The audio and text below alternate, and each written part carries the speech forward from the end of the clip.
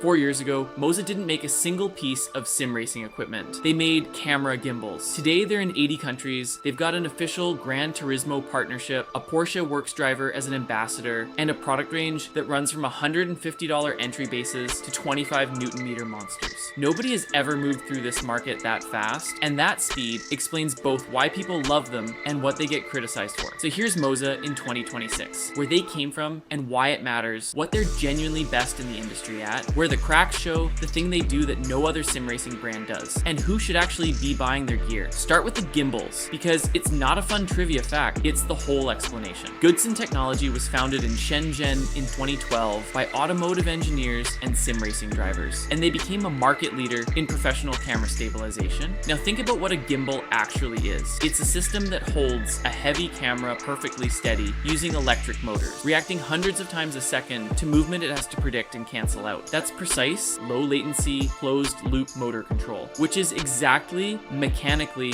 what a force feedback wheelbase is. Different application, same core engineering problem. So when Moza Racing launched in September 2021, they weren't a startup learning motor control from scratch. They already had it. That's why their first products, the R16 and R21, launched straight into the high end rather than starting cheap and working up. They started at the top and then worked downward, which is the opposite of how new brands normally enter a market. Right, strengths. The first one is software, and it isn't close. Pithouse is widely regarded as the easiest tuning software in sim racing. Multiple comparison guides land on the same conclusion, that Moza's software lead is the single biggest functional difference between them and Fanatec, and that first-time direct drive, buyers get their settings feeling right faster on Moza than anywhere else. Fanatec has been promising a redesigned software experience for over 18 months and hasn't shipped it. That matters more than spec sheets admit. Most people buying their first direct drive base don't know what slew rate or damping or interpolation do. Software that makes those approachable is the difference between loving your wheel and fighting it for a month. Second, price and pace. Moza releases aggressively priced hardware constantly. An R12 at $429 is the kind of thing